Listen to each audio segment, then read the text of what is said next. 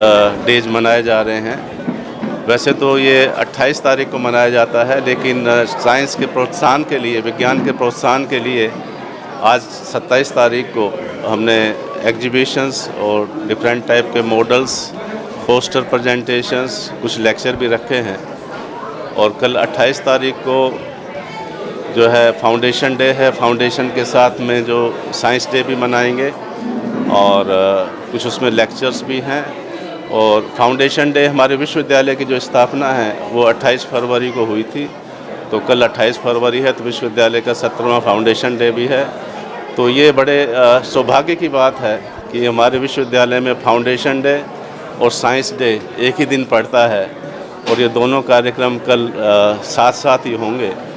और इसमें और क्या क्या साइंस में किया जा सकता है, पर्टिकुलरली जो हमारी माता बहनें हैं, जो वोमन हैं, उनका साइंस में कैसे कंट्रीब्यूशन बढ़ाएं, उस पे इस बार भारत सरकार का विशेष तौर पे स्ट्रेस है।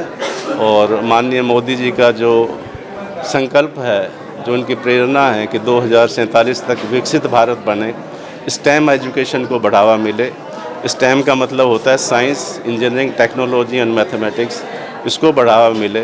बोडोलैंड रीजन में साइंस बढ़े, और उसके लिए हम लोग जो है महती काम करने की यहाँ कोशिश कर रहे हैं। और उसी संदर्भ में आज जो है ये सारा एग्जीबिशन चल रहा है, और उसी संदर्भ में हम जो है विज्ञान दिवस को मनाने की भरपूर कोशिश कर रहे हैं। और मुझे उम्मीद है कि कल काफ़ी समाज से भी लोग आएंगे, स्कूलों से बच्चे भी आएंगे, और श्री हग्रामा जी भी आएंगे जो कि बीटीसी के चीफ हैं, और मैडम जो एक्स मिनिस्टर ब्रह्मा जी हैं वो भी पधारेंगी। तो आप सभी समाज वालों से, सभी नागरिकों से अनुरोध है कि आप अधिक से अधिक संख्या में यहाँ पधारें और कल के प्रोग्राम का और आज के प्रोग्राम का भी आनंद लें। धन्यवाद।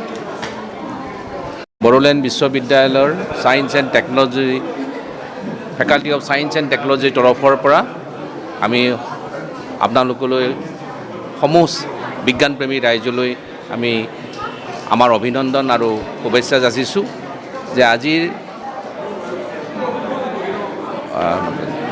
ভাৰতীয় নেশ্যনেল সায়েন্স ডে হিচাপে যে বড়োলেণ্ড বিশ্ববিদ্যালয়ে আজি কেইবাবছৰৰ পৰা ধৰি নেশ্যনেল সায়েন্স ডে আমি অবজাৰ্ভ কৰি আহিছোঁ। আৰু এই বছৰো একেদৰেই অহা আজি 27 আৰু 28 তাৰিখে সায়েন্স ডে আৰু বিশ্ববিদ্যালয়ৰ ফাউণ্ডেশ্যন ডে আমি ইয়াত আয়োজন কৰিছোঁ। আৰু এই সায়েন্স ডে উপলক্ষে আমি এই বড়োলেণ্ড অঞ্চলৰ, বড়োলেণ্ড বিশ্ববিদ্যালয়ৰ সমীপৱৰ্তী অঞ্চল আৰু বড়োলেণ্ডৰ যিসমূহ ওচৰ চুবুৰীয়া স্কুল আছে, কলেজ আছে, আমি সকলোকে আমন্ত্ৰণ জনাইছোঁ। তেওঁলোকে আহি ইয়াত পাৰ্টিচিপেট কৰিছে, আৰু ইয়াৰ উদ্দেশ্যই হৈছে যে ইয়াৰ জৰিয়তে, এই অনুষ্ঠানৰ জৰিয়তে, এক্সিবিশ্যনৰ জৰিয়তে আমি এই অঞ্চলত বিজ্ঞানৰ যাতে উৎকৰ্ষ সাধন হয় তাৰ কাৰণে আমি প্ৰচেষ্টা কৰি আছোঁ। আমি আশা ৰাখিছোঁ যে অহাকালিলৈ হ'ব লগা যিখন ফাউণ্ডেশ্যন ডে আৰু ছায়েন্স ডে এটা লেকচাৰৰ আয়োজন কৰা হৈছে, ইয়াত সকলোৱে আহি উপস্থিত হ'ব। আৰু ইয়াতে আমি বিশেষভাৱে আশা ৰাখিছোঁ যে বিজ্ঞানপ্ৰেমী ৰাইজৰ যিটো আগ্ৰহ, সেই আগ্ৰহটো যাতে ভালকৈ ইয়াতে আমি আজি এই অনুষ্ঠানৰ জৰিয়তে আমি সমূহ বড়োলেণ্ডৰ বাসীলৈকে যে লৈ যাব পাৰোঁ, তাতে আমি আশা ৰাখিছোঁ। আমি আশা ৰাখোঁ, আমি বিশ্বাস কৰিছোঁ যে এই অনুষ্ঠানৰ জৰিয়তে এই অঞ্চলত বিজ্ঞানৰ উৎকৰ্ষ সাধন হ'ব।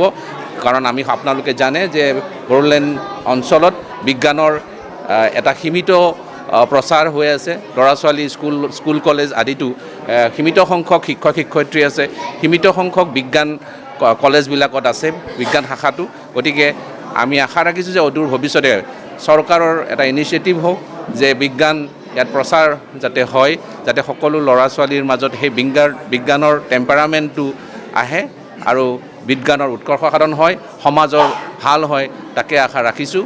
আৰু তাকে কৈ মোৰ চমু বক্তব্য সামৰণি মাৰিছোঁ।